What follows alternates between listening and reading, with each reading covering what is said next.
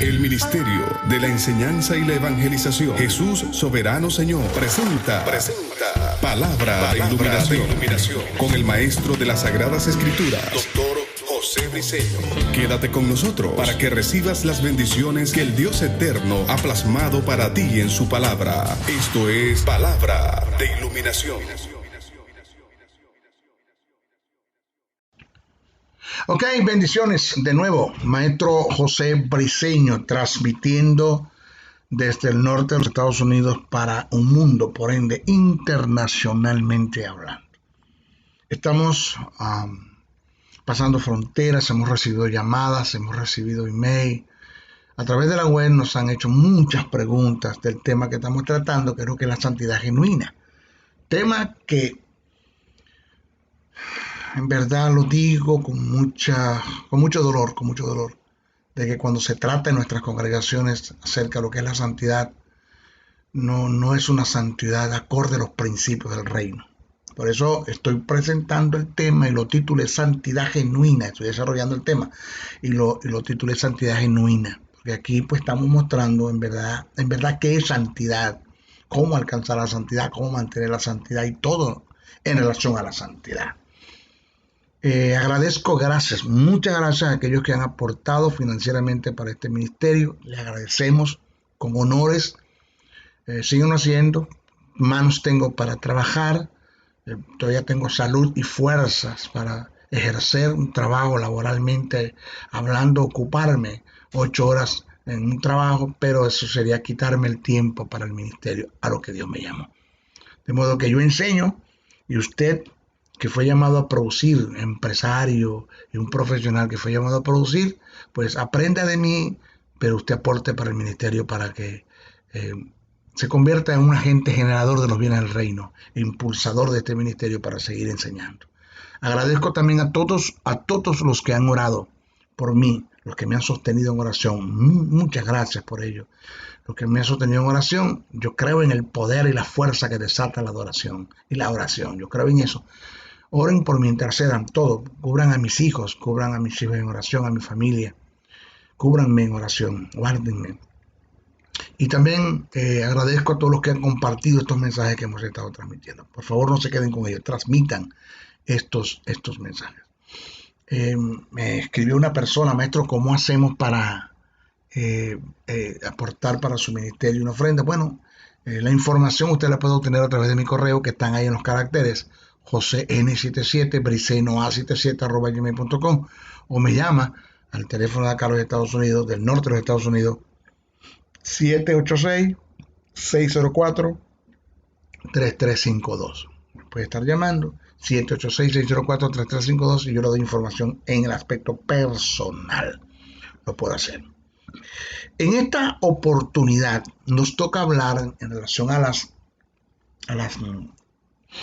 alma.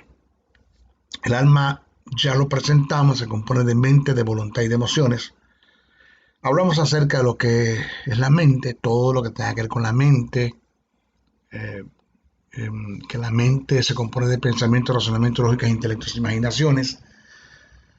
Hablamos de los estados de mente, de los tipos de mente que Pablo presenta en el texto sagrado, cómo el trabajo de Dios por el Espíritu es sacar al creyente de cualquier estado de mente en la que se encuentra ajena a sus pensamientos, a su forma de pensar, y llevarlo a la mente del Espíritu. Eso lo explicamos.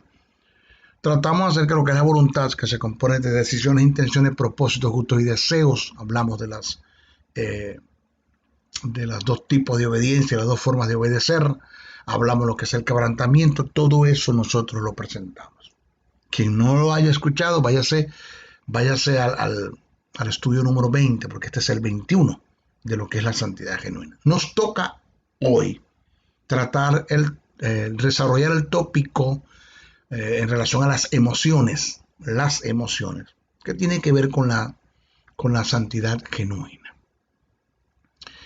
¿Qué son las emociones? ¿Qué son las emociones?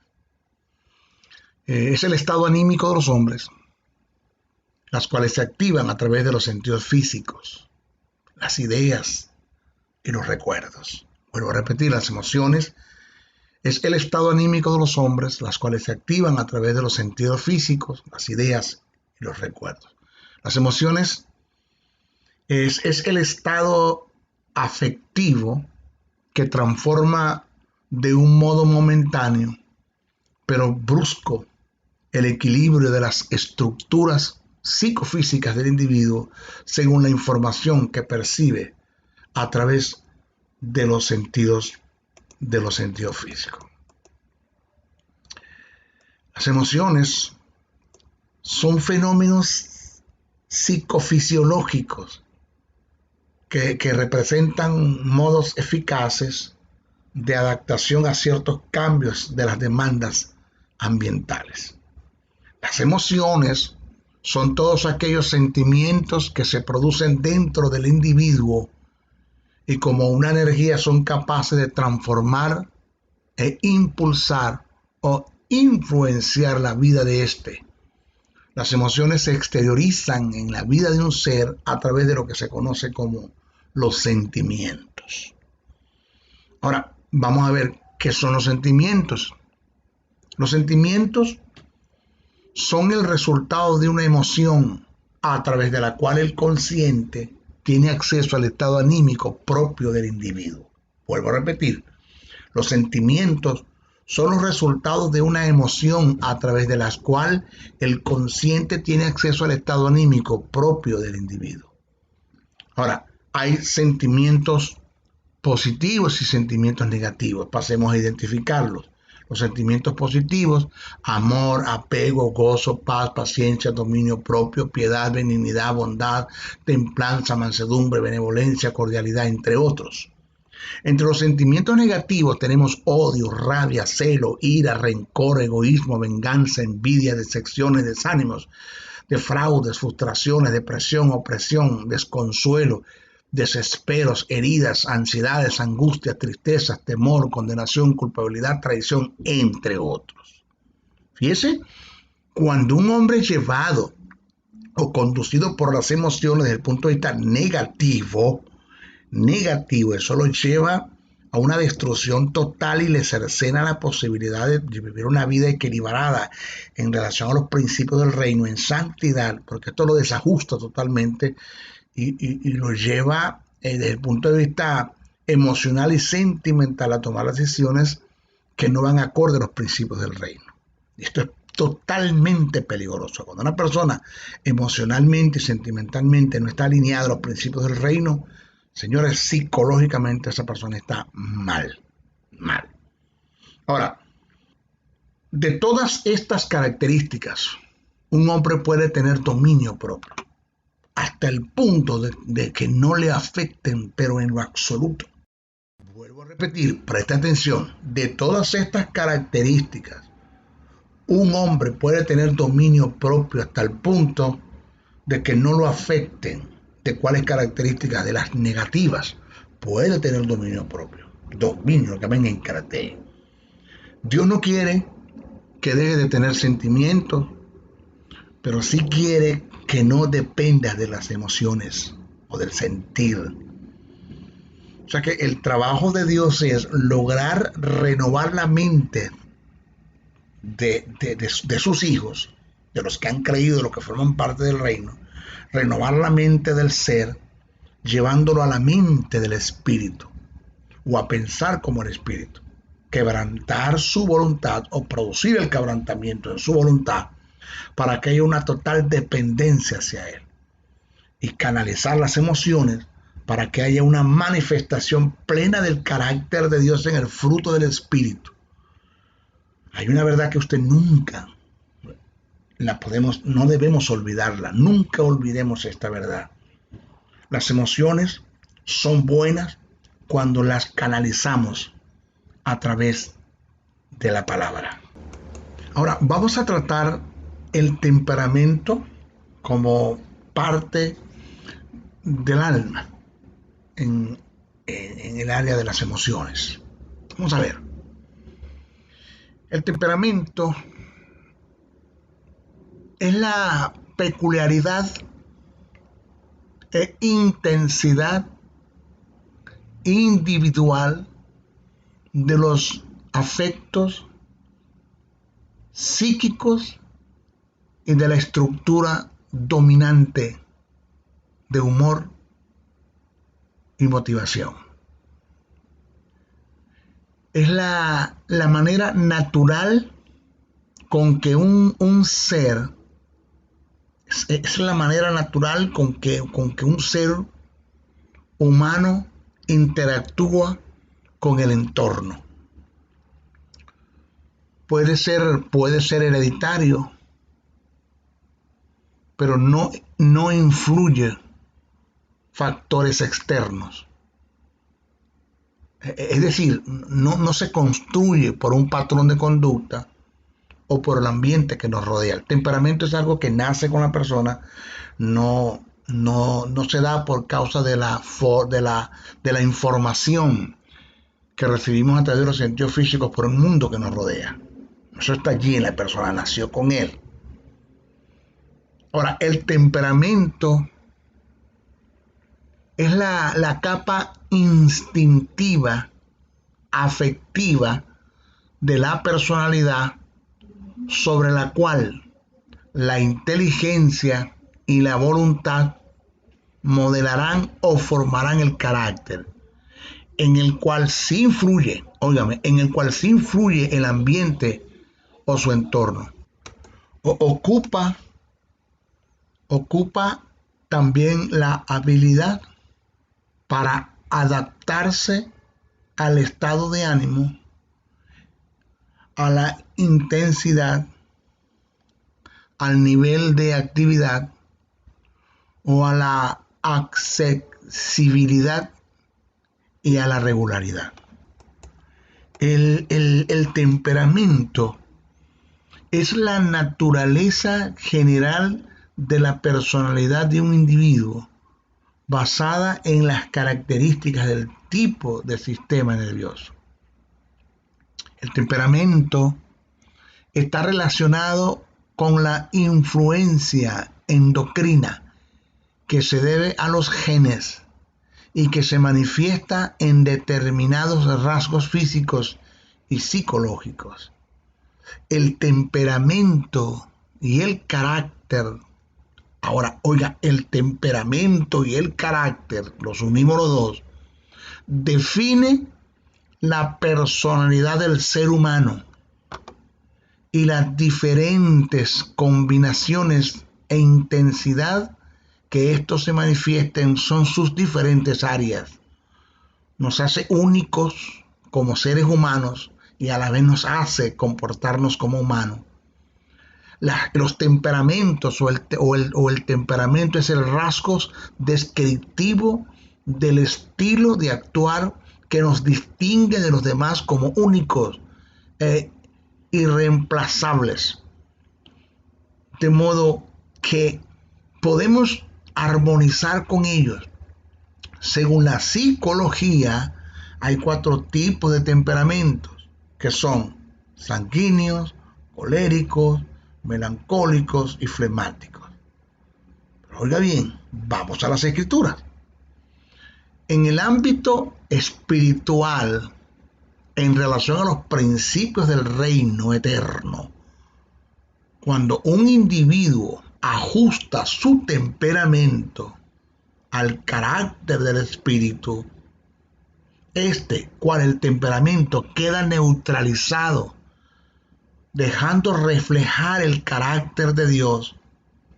Por esta causa, ante la mansedumbre del Espíritu Eterno como el carácter de Dios manifestada y desarrollada en un individuo que es dirigido por el Espíritu Santo, no hay lugar para ser colérico. O sea, la excusa es que yo nací así, es que yo soy así. De esto se trata el proceso de santificación. Sacarte de esa mala formación en la que tú estás, que recibiste de un mundo que te rodea, de la información que te dieron a través de los sentidos físicos, te malformaron el carácter, te afectaron las emociones y te dejas llevar por ellas desde el punto de vista negativo.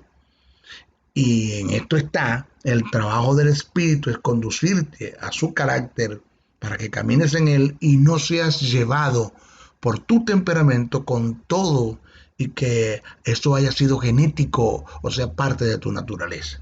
Porque esto tiene que ver, es emanar, que de nosotros emane, que de nosotros florezca la naturaleza de Dios, el carácter de Dios por el Espíritu Santo que mora en nosotros.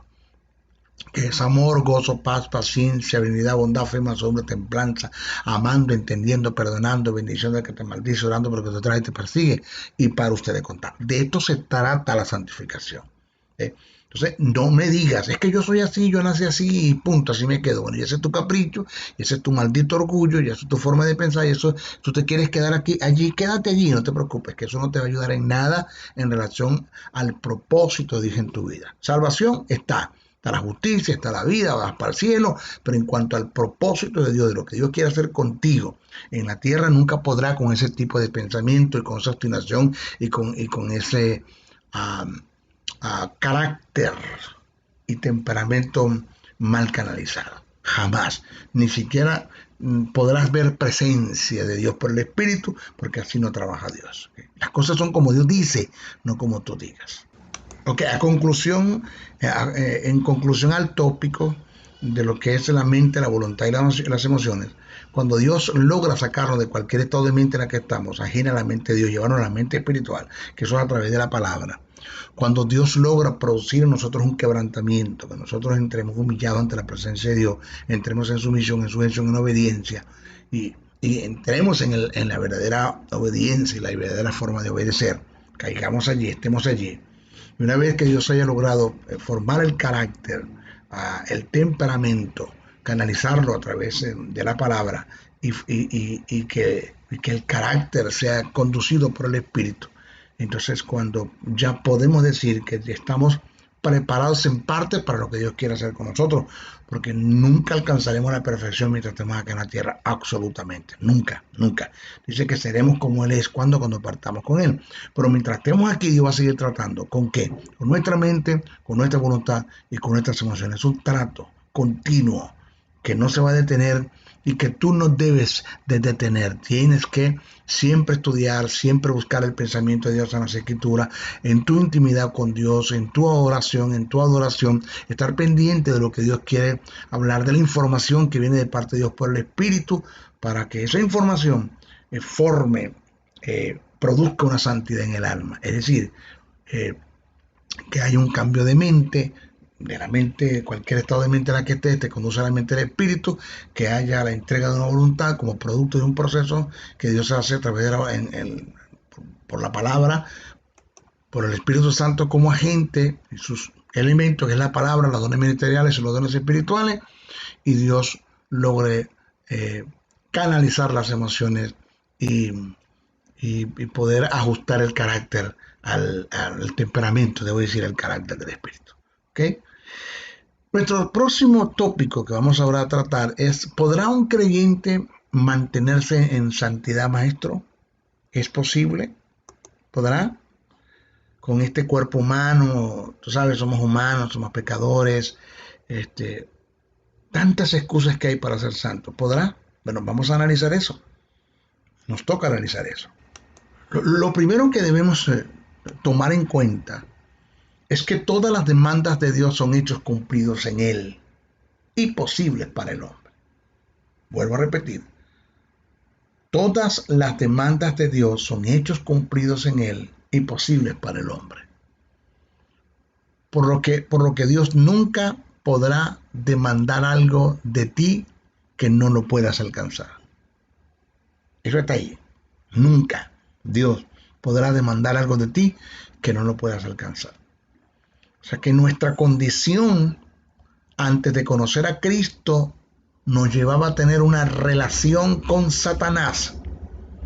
Y esta relación estaba representada en el parentesco que teníamos con él. Es decir, que éramos sus hijos, ya que en nosotros estaba su naturaleza, que es la muerte eterna, producto de la simiente del pecado que había en nosotros. Esto nos demuestra que dichas razones eran las que nos hacían pecar, nos conducían al pecado. si nuestra condición es ahora totalmente diferente? ¿Por qué, maestro, diferente? Porque somos hijos de Dios, tenemos la justicia de Dios, que es la simiente de Dios, y tenemos la vida de Dios, que es la naturaleza de Dios. La pregunta es, como maestro, me pregunto y quiero que te pregunte, ¿qué es entonces lo que nos conduce al pecado? ¿Qué es, maestro? Si en mí está la justicia, en mí está la vida, en mí está el espíritu, ¿por qué sigo con el pecado? Desde el punto de vista bíblico, podemos demostrar, o yo puedo demostrar, que Dios nos ha dado recursos para resistir la tentación que nos conduce al pecado. Y de esta forma, estar en una santidad total y genuina. A menudo existe una serie de excusas que dan las personas que caen en pecado y que por dichas excusas quieren callar la voz de la conciencia y se abstienen de luchar en contra de dicho pecado. En una ocasión,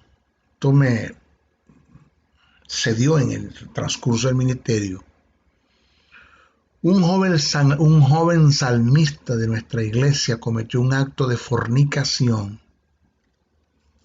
y en la conversación que estuve en lo personal con él, le realicé las siguientes preguntas, porque de la respuesta que me dé, es que yo puedo ver la formación que él tiene en su carácter en relación a ser santo o a pecar.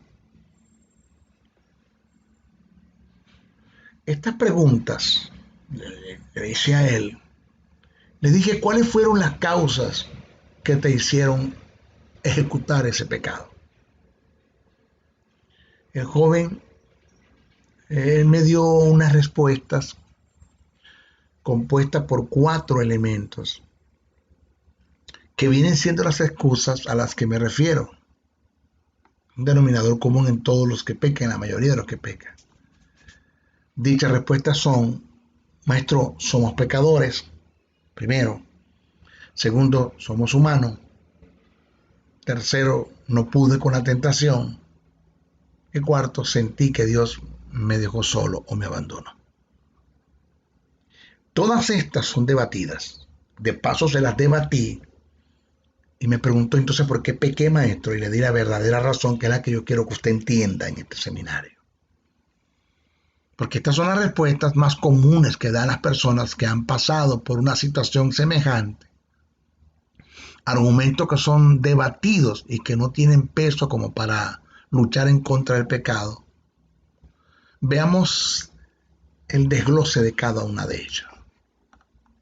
En cuanto a que somos pecadores, oiga bien y preste atención a esto. En cuanto a que somos pecadores, en ninguna parte de la Biblia aparece la afirmación de que somos pecadores. En ninguna parte. Una persona que haya adquirido la naturaleza de Dios y la simiente de Dios, la justicia y la vida eterna, y tenga el Espíritu morando en él, no puede decir que es un pecador.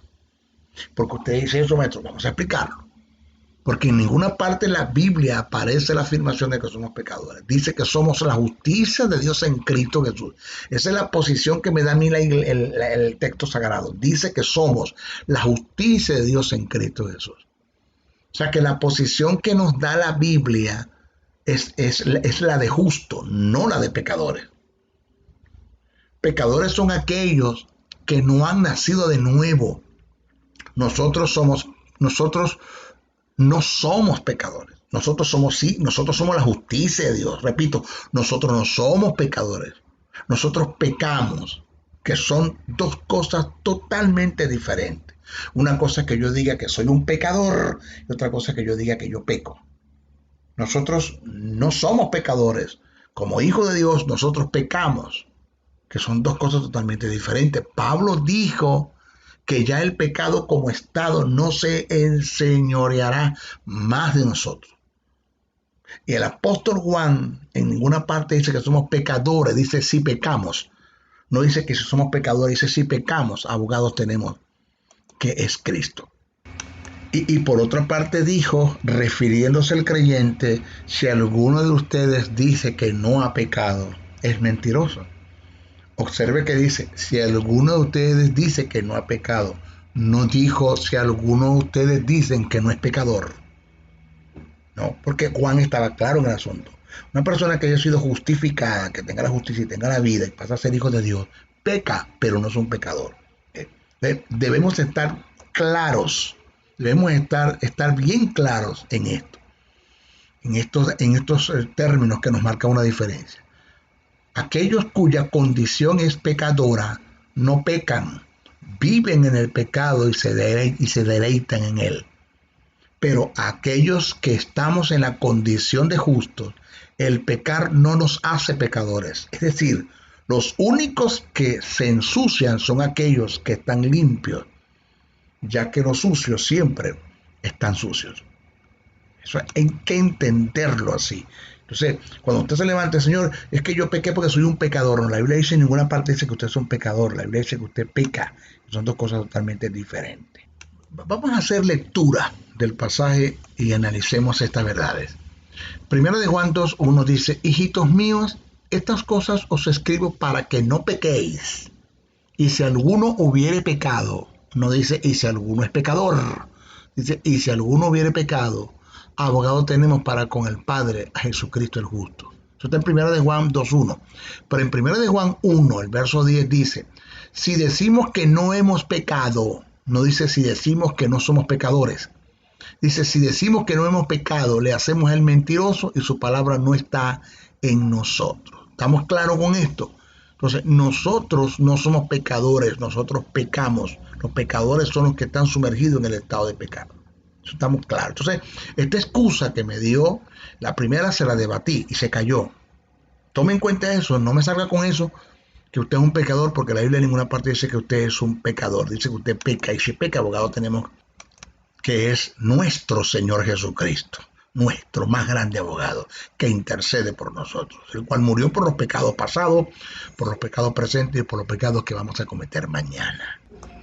Bueno, maestro, usted sabe que somos humanos, maestro, somos humanos. Bueno, en cuanto a nuestra condición humana, veamos lo que registra en la carta de los Hebreos, el capítulo 4, verso 15. Verdades que debaten esto, ¿no? Porque no es mi condición humana lo que me lleva a pecar. En este pasaje, en Hebreos 4:15, podemos observar que Jesús, siendo tan humano como nosotros, resistió toda tentación y fue hallado sin pecado, dice el texto. Porque no tenemos un sumo sacerdote que no pueda compadecerse de nuestras debilidades, sino uno que fue tentado en todo según nuestra semejanza, pero sin pecar. No podemos aferrarnos a nuestra condición humana como una excusa para pecar. La mayor evidencia y el mejor ejemplo que tenemos para resistir la tentación en nuestra condición humana es precisamente la que nos dio Jesús. Al resistir la tentación, estando en nuestra misma condición. Decir que el pecado tiene poder sobre nosotros por nuestra condición humana es atribuirle más poder al pecado que a la capacidad en la cual fuimos creados como nueva criatura para que nos enseñoreásemos de todas las cosas, incluyendo el pecado. Si nosotros entendemos esto, que ni siquiera el pecado tiene la fuerza, la capacidad o el poder para enseñorearse de nosotros, sino que nosotros tenemos la capacidad de ser señores del pecado, podemos decir entonces que la debilidad para pecar no está en la condición humana. Pero la otra prueba contundente de esta verdad, que no es nuestra humanidad la que nos lleva a pecar, es que Satanás y las criaturas celestiales que pecaron, que se rebelaron en contra de Dios, no tenían condición humana en ninguna manera. E igual, pecaron. Entonces, ¿por qué lo hicieron? Por igual. El texto sagrado dice que toda tentación que viene a nosotros es en nuestra condición humana, no es una extrahumana. No es una tentación como que para que humanamente no podamos resistirla. Eso es lo que dice el texto. Porque más adelante vamos a explicar bien esto, ¿no? Pero lo que quiero decir es que no es mi condición humana la que me conduce a pecar, ni es una tentación que es extrahumana, o sea, que supera nuestra humanidad o nuestra fuerza para resistir a lo que nos conduce a pecar. Que eso es el próximo tópico que vamos a tratar. Presta atención. Bueno, maestro, es que no pude con la tentación. Estas fueron las excusas que me dio la persona que cometió un acto de fornicación o inmoralidad sexual en la iglesia, uno de nuestros ermitas. Esta fue la tercera que me dio, la cual también se la debatí como la primera y la segunda. Fíjese esto, en cuanto al poder, en cuanto al no poder con la tentación. Usted analiza la primera carta que escribe Pablo a los Corintios, el capítulo 10, el verso 13, dice que Dios no dejará que nosotros seamos tentados más de lo que podamos resistir. El texto lo dice claro, que no dejará que nosotros seamos tentados más de lo que podamos resistir. Esto indica que si 1000 tentaciones vienen a diario, 1000, nosotros podemos con las 1000. Podemos con las 1000, porque Satanás, como tentador, está limitado en la tentación. O sea que de parte de Dios no te puede tentar más de lo que tú puedas resistir. Eso es lo que dice el texto sagrado. Quiere decir que si 1000 tentaciones vienen a ti a diario, 1000 tentaciones tú puedes con ellas. Porque Dios se va a encargar de que Satanás no te tiente más de lo que te pueda resistir. Por eso que hay niveles de tentación. Satanás no te va a tentar a ti en el mismo nivel que me va a tentar a mí. Porque esto tiene que ver con capacidad, con formación de carácter. Entonces, Dios sabe hasta dónde yo puedo resistir la tentación y hasta ese nivel permite que Satanás me tiente. O acepta que Satanás me tiente. Porque Satanás tiene derecho, no es que lo permite, sino que Satanás tiene derecho para tentarnos. Y Dios pues tiene que respetar esos derechos y acepta que Satanás me tiente. Pero hasta que él resista. ¿Cuál es el límite de José Briceño? Dios lo conoce según la formación de su carácter. Dios conoce eso. Entonces, Satanás te va a tentar de acuerdo a lo que tú puedas resistir. No te va a tentar más de lo que tú puedas resistir. Eso es lo que dice el texto sagrado.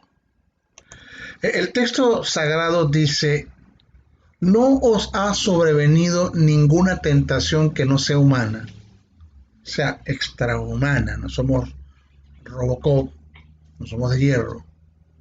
Pero fiel es Dios, que no os dejará ser tentados más de lo que podáis resistir, sino que dará también juntamente con la tentación a salida, para que podáis soportar.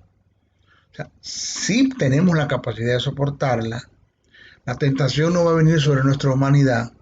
Dios no va a permitir que seamos tentados más de lo que podamos resistir. Entonces el problema no es que no pude, es que no quise. O sea, no es que no pudiste, es que no quisiste. Y ahí es donde está el grave problema. Y la cuarta excusa que me dio, que también fue debatida, es que, maestro, yo sentí que Dios me dejó solo, como que me abandonó en esto. Bueno, en cuanto al abandono, ese abandono que te dio, según que te dio Dios en el momento de la tentación, en la primera carta a Corintios, en el mismo texto que acabamos de leer, el capítulo 10, verso 13, el apóstol Pablo es muy claro en el asunto, al decir que Dios nos da la salida en el mismo momento que estamos siendo tentados por Satanás. O sea, en este caso tenemos el auxilio y los recursos de Dios para salir ilesos de la tentación. Es lo que dice el texto que acabamos de leer. Satanás no es un ser supremo soberano para obligarme a hacer cosas que yo no quiero hacer. Ni siquiera Dios lo hace, mucho menos Satanás. Tiene potestad para hacerlo. De modo que Satanás solo tiene permitido presentar la oferta. De nosotros depende si la tomamos o la dejamos. Entonces, todas estas observaciones indican que la condición de un creyente sumergido en el pecado se da por la falta de formación en el alma, que es un incidente progresivo y en la mayoría de los casos paulatino. Dicho incidente tiene que ver con renovación de la mente, quebrantamiento de la voluntad y canalización de las emociones. El deseo y la disposición de querer ser santo para agradar y honrar a Dios son factores determinantes que no nos dejarán claudicar hacia dicha meta. Si esto falta, ¿qué? El deseo y la disposición, si eso falta en nosotros, no seguiremos en la lucha, jamás. Nos vamos a entregar al pecado, no vamos a abandonar el pecado. Creer que la santidad es inalcanzable es una gran tentación en contra del objetivo. Es una gran tentación en contra del objetivo. Es una mentira interna llena de escapismo que nos conducirán a resignarnos a la vida de pecado.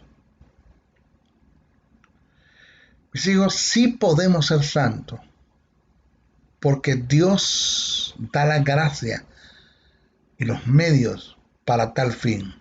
Él no falla. Muchos han sido los grandes pecadores que llegaron a ser santos, pero en medio de sus tropiezos se levantaron y erguidos pusieron su mirada en aquel que es pura santidad. Y vencieron y pasaron a ser hombres grandes en la historia de la iglesia. Nunca nos desanimemos ni nos resignemos al pecado. Nunca olvides aquel que dijo, porque 7 veces cae el justo y vuelve a levantarse. El Proverbio 24:16 está escrito eso.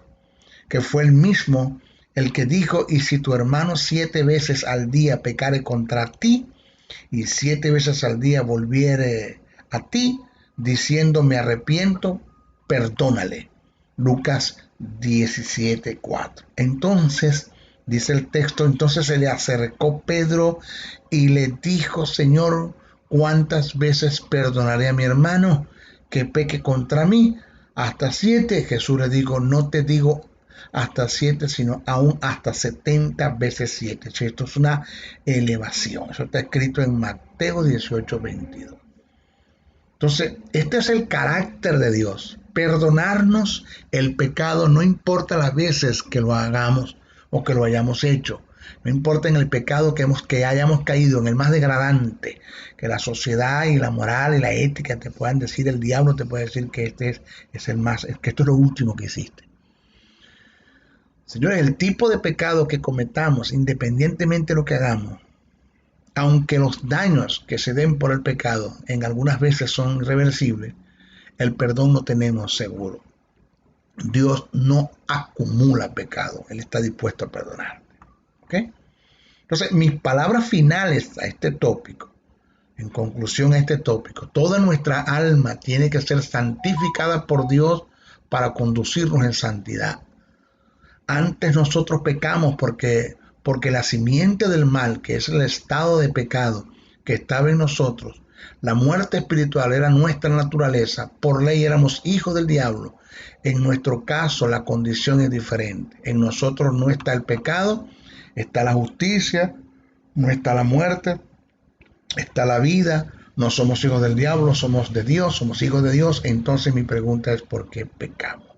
La respuesta es porque no tenemos un alma santificada.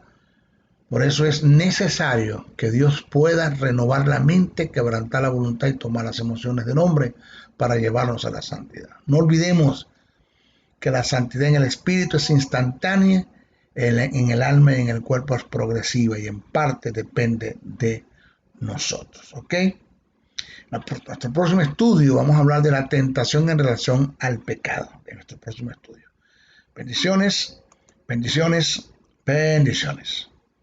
El Ministerio de la Enseñanza y la Evangelización, Jesús Soberano Señor, presentó Palabra de Iluminación. Te invitamos a un nuevo espacio de corte similar por nuestros diferentes medios de comunicación. Contáctanos en los Estados Unidos al WhatsApp +01-786-604-3352 y a los correos josn77briceno@gmail.com y a maestrojosebriceno.blogspot.com. Bendiciones.